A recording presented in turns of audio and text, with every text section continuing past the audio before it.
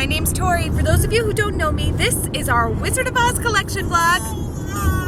Screaming baby! We're on our way to Chittenango, New York for Oz-Stravaganza. Yay! I'm hanging out in the back with Miss Rosaria. Say hello. Say hello. Yeah. What? Are you excited? You were there last year. You were there last year in Mommy's belly. Do you remember? No, you do not. It's her nap time, so we're hoping. Oh, you want the camera? You want to say hi? Uh-oh. Uh-oh. Uh-oh. Can't eat that. We're hoping she'll sleep for most of the drive, but we'll see. So we're in for a super fun weekend.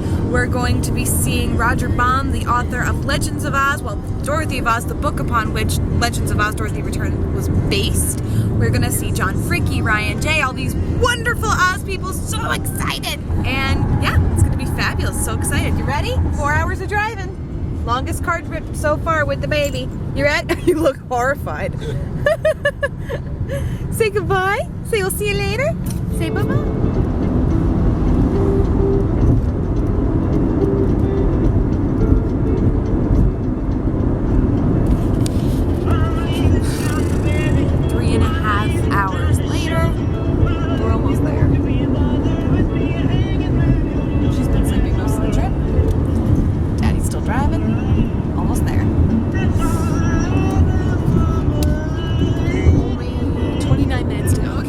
We're in Chittenango. I'm in my Legends of Oz outfit. The baby is still whimpering, and we are at Oz and Ends to buy some stuff. Let's spend some money, right, Dad? No. It's a video. Thanks for telling me. We've just arrived at the festival. Let's go see who we can find.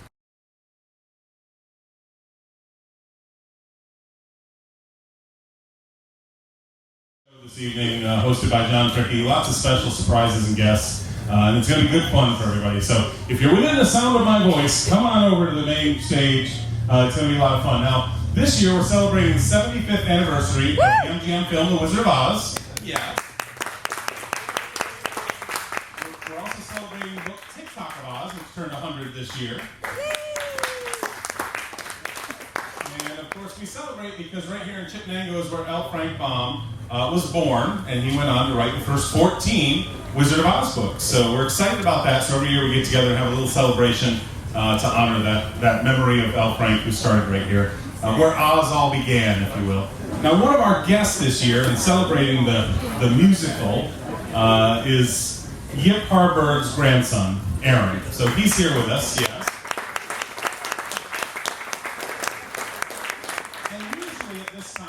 To show off with a singer singing some kind of Oz song. Last year it was songs from Wicked. The year before it was songs from The Wiz. We had Andre the Shields here. Sometimes it's Judy songs, sometimes it's not. But we thought we'd toss it up a little bit this year. And because Aaron's here, we're celebrating the lyrics of Yip Harburg and all the music of The Wizard of Oz. We thought we'd have somebody come sing one of his other songs. Please welcome to the stage Jordan Van Boden singing Paper Moon.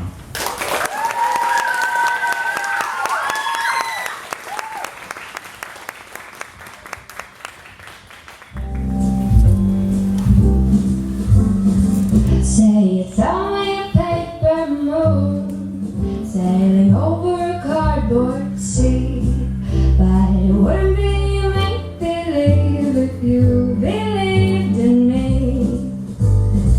Yes, it's only a canvas sky hanging over a muslin tree, but it wouldn't be a make-believe if you believed in me.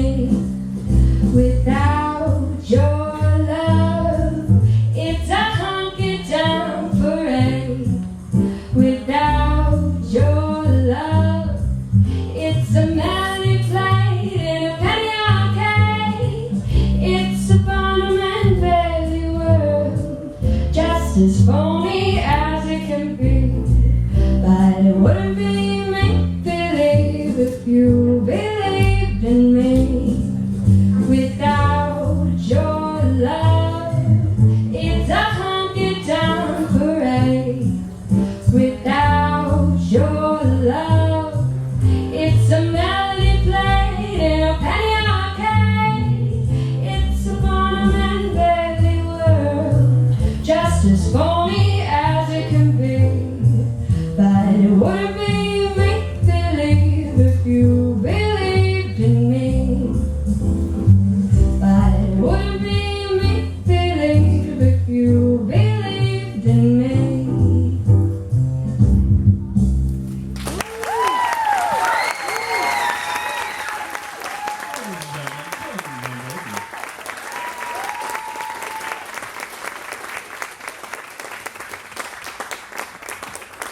All right, and now to lead us through this evening's activities, I bring to you the preeminent Oz historian, the Fricky-licious, Fricky-rific, John Fricky.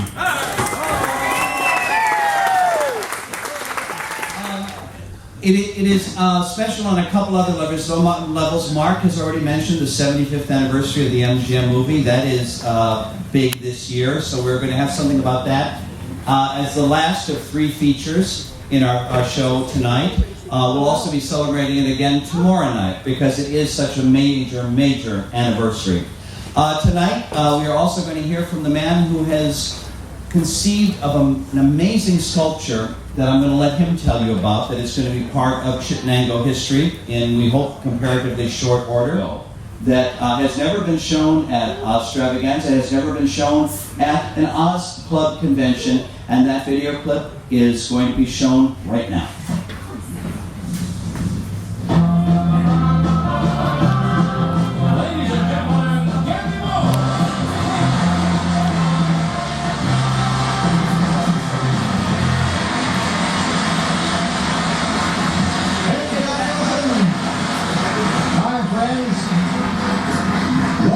To tell the truth, our first guest today relies heavily on whether the people he comes in contact with have very good memories or not. And I'll also tell you in advance that he is going to give a very dramatic demonstration of why that is so. Right after we meet our memorable panel here on To Tell the Truth, something that I am just crazy about, a very special copy of a very famous book. I'm sure you all recognize the great children's classic, The Wizard books, and listen out. The Wizard of Oz, yeah. Now this particular copy is a pre-publication edition of The Wizard and is therefore valued at $1,500. It belongs to our next guest today, and we'll be right back. Now let us say hello to our Oz-file.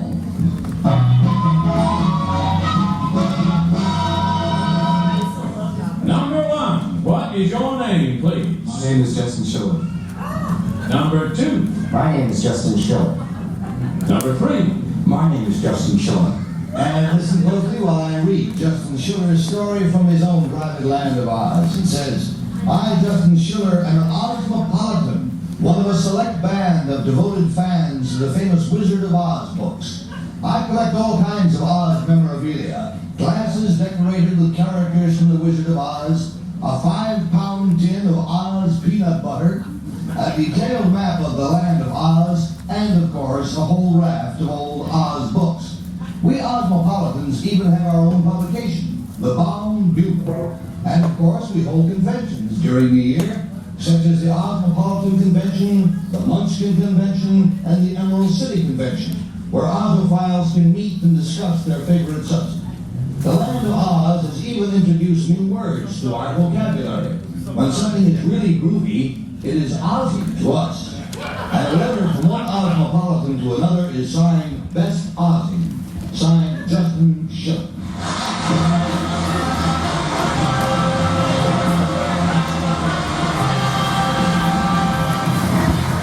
Yeah, I voted for number 3. I got some wrong answers from everybody, except I got a right one from number 3, so I felt that number 3 A reasonable basis to vote for him, and Kitty? I voted for number 1 because I cannot believe the grown-ups would devote this much time to such an organization.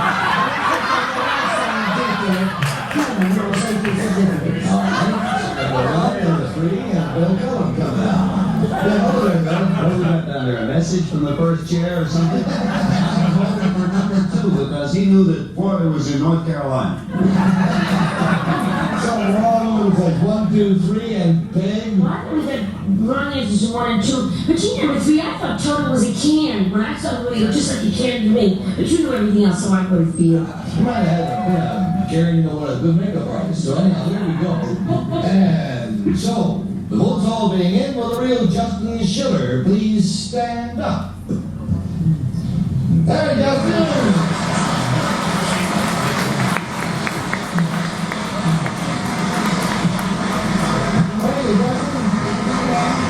Justin Schiller, does your interest in the Oz books and Ozmopolia, do you care to call it that, have any relation to your own business, relationship? Oh, well, for the past 4 years, we have a bookshop here in New York and specialize totally in early children's books.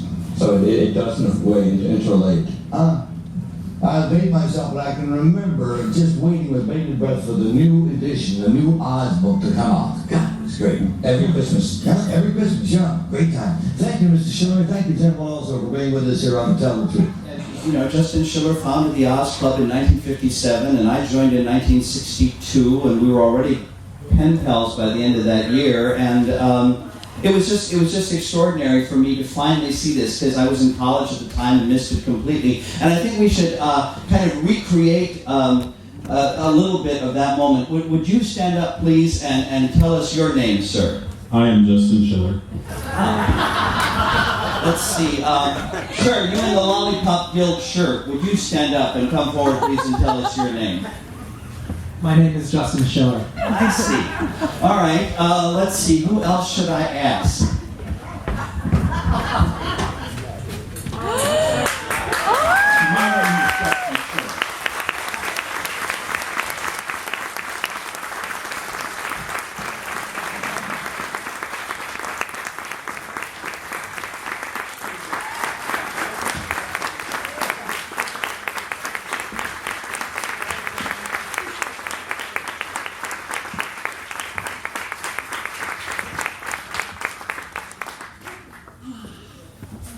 I usually don't cry till Sunday.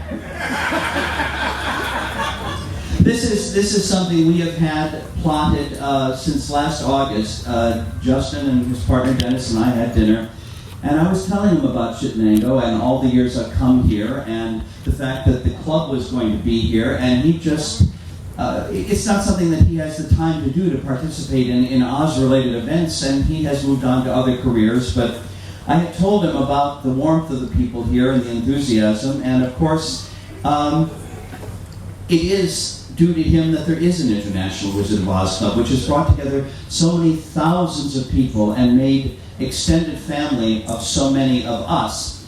And again, all due to him, and we're going to get into the backstory of the club in a minute, but while I've got him here, I have to say that I first heard the name Justin Schiller in 1960, when Riley and Lee, who had published all the Oz books, published a new Baum book, The Visitors from Oz. And I wondered, I was enough of a historian at age 9 to know that there was no Baum book called The Visitors from Oz. And I wrote to Riley and Lee and said, where did this book come from?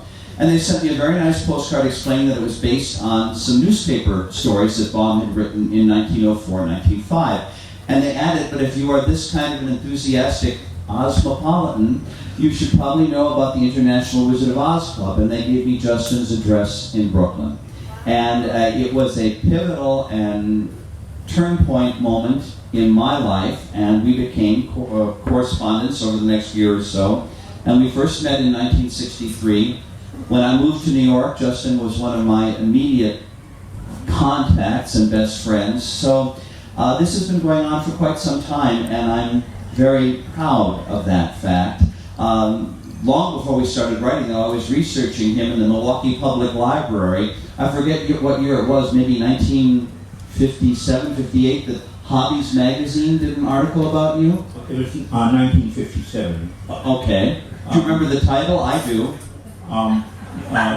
Boy King of Oz. Justin, Boy King of Oz. And I thought, no, I'm the Boy King of Oz. How is this interloper? At any rate, with the Oz Club starting in 1957 when you were 13, 14? 13. 13. But you were, obviously, you didn't start a club out of the blue. How long had you been interested in Oz prior to that, and how did that start for you? As most children growing up have interest in collecting coins or stamps, my interest ran with books. And I started reading the Oz books at an early age and discovered that there were additional titles added. At that time, I was having braces put on my teeth. And my parents concocted with my dentist to create the award from the National Dental Association that every time I would go to get my braces adjusted, they would slip him another Oz book. And so gradually my collection grew in that way, until I met other children who had braces, and they never heard of this before. So eventually my parents confessed, and but the real foundation of the club began in 1955 when I met Jack Snow. I had written my own Oz story, as all of us have done, and wrote to Riley and Lee to see how long it would be before they were interested in publishing. And not knowing what to make of me, they sent my letter on to Jack, who lived in New York. And Jack contacted me, and my parents and I went over to visit him and developed a good friendship. And I think Jack and I would talk on the phone probably once or twice a week for the next year and a half. May I interject one thing? Just for the Jack Snow was one of the later authors of books in the Oz series. In 1946, he wrote The Magical Mimics in Oz. In 1949, he wrote The Shaggy Man of Oz. And in 1954, he had published an Oz encyclopedia called Who's Who in Oz. And he was, at that point, probably the preeminent Frank Baum enthusiast. He wanted very much to write a biography of Baum. He had done much research, and he had an amazing collection that he'd amassed over the years of rare Oz books. I didn't mean to interrupt, but I wanted to know about Jack. No, of course. And in fact, when The Wizard of Oz came around in syndication, I think 1956. Well, 56 was 55 was in the theaters. Okay, Again, 55 in the theaters. My parents and I went to see the movie with Jack, and I remember my disappointment when the movie began and it was all in black and white. And I said, "What happened to the color?" And Jack patted me on the knee and said, "Just be patient." And of course, the color came. But one of the things that Jack was constantly being frustrated by were the tens of hundreds of letters that he would be receiving from Oz people. In particular, a high school teacher in Espinal, Michigan. I think Fred would write him once or twice a day, always thinking up various questions to ask Jack. And Jack finally said to me, "Why can't they form a club and ask each other questions and leave me alone?" Consequently, when Jack died in the summer of '56, and Martin Gardner was his executor, we had the thought of doing what Jack wanted. And Martin was able to provide me with the assistance of Fred Meyer, the names of all of Jack Snow's correspondents. And we sent out an invitation letter in January of '57, creating the International Wizard of Oz Club with a $1 annual membership. And we had, I believe, 16 charter members when the first issue was published.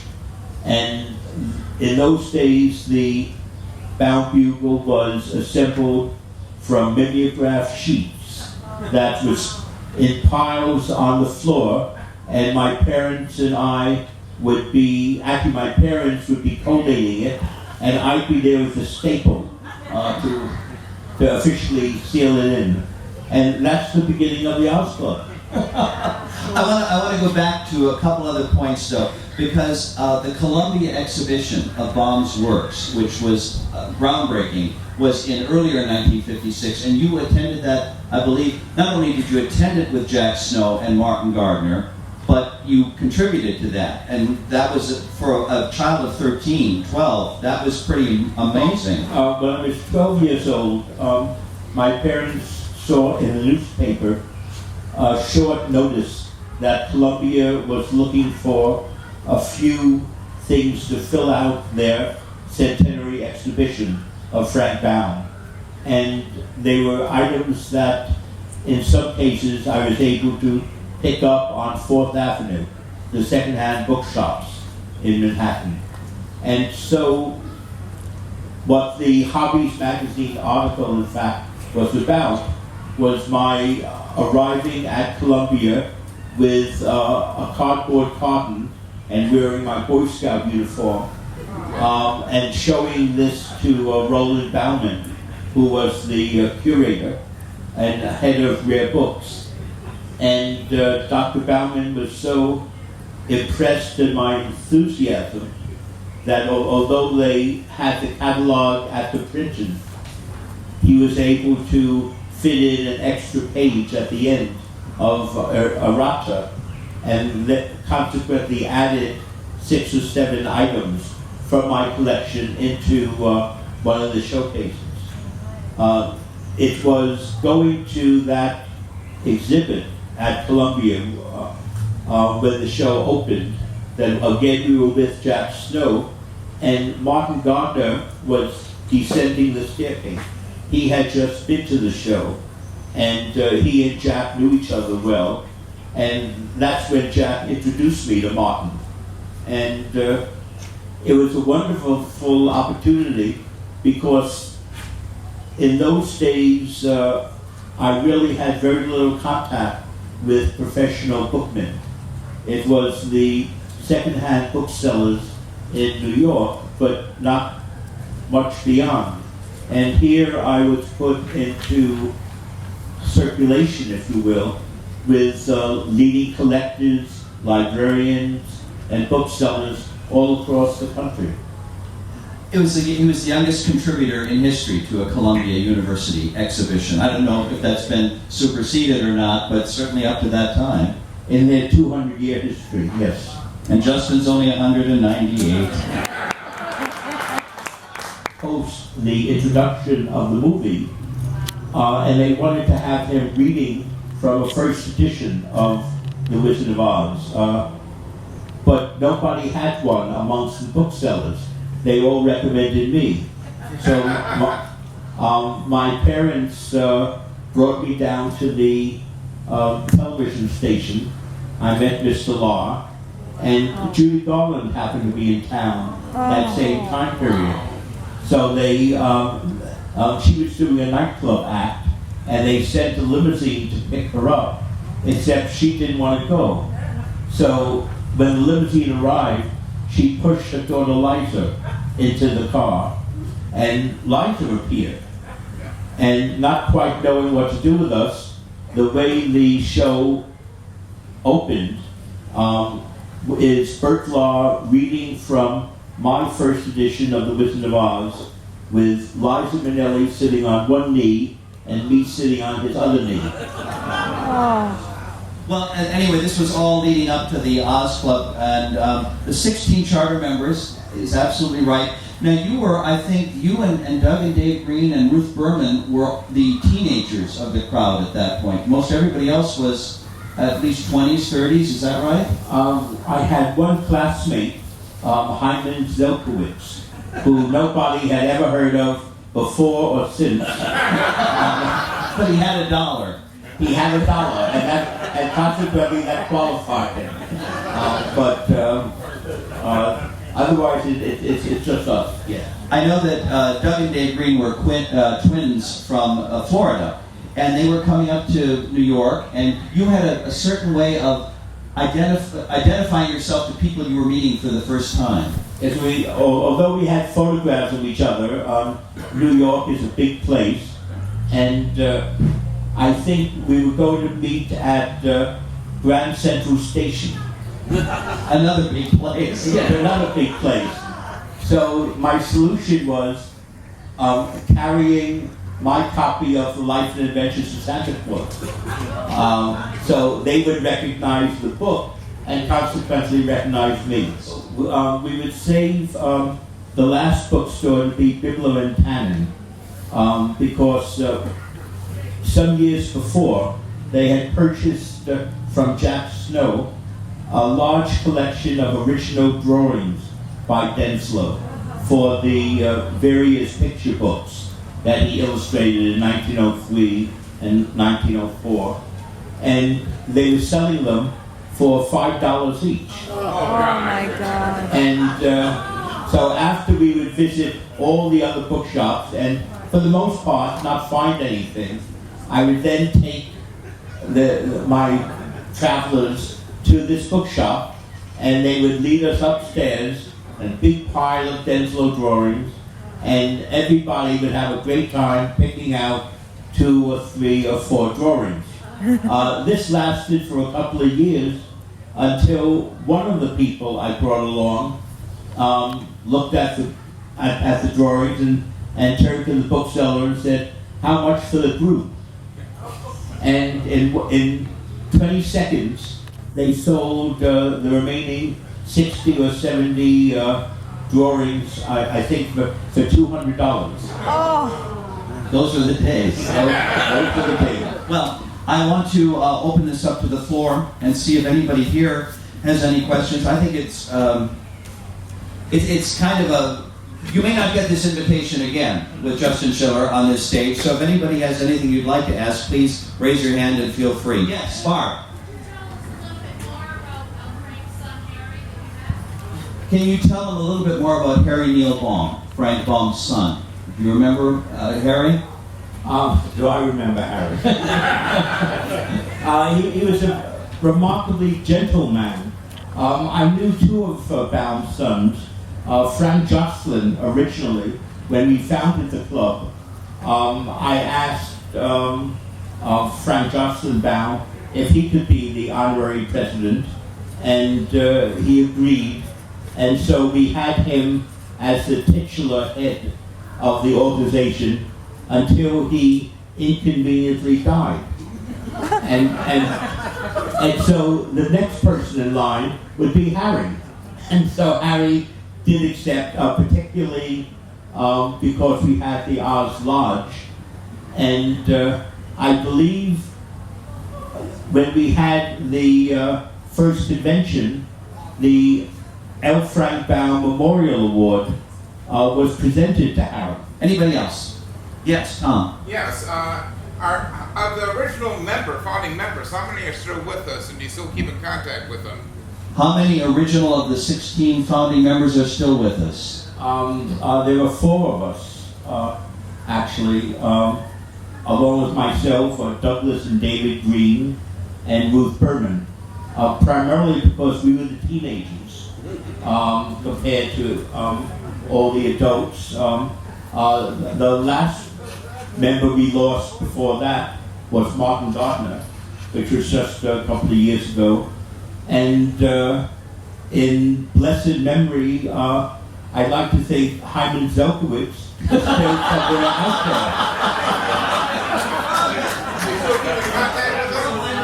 So Mike Patrick and I did a little research online. Apparently Hyman Zelkowitz is alive and well and living in Philadelphia.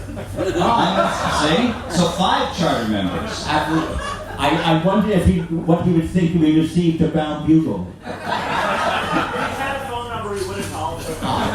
I wonder what he'd think if he knew his name was being bandied about so cavalierly in upstate New York.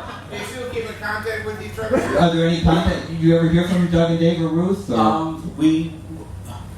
They're very good, all 3 of them, in sending me not only Christmas cards, but like a chronology of what happened in the past year of their lives. I talk to Doug or Dave occasionally. Once in a while, Ruth and I exchange emails, but we're all so busy with our different obligations. And both the Greens have children and grandchildren that and also some health issues, that it becomes a bit difficult.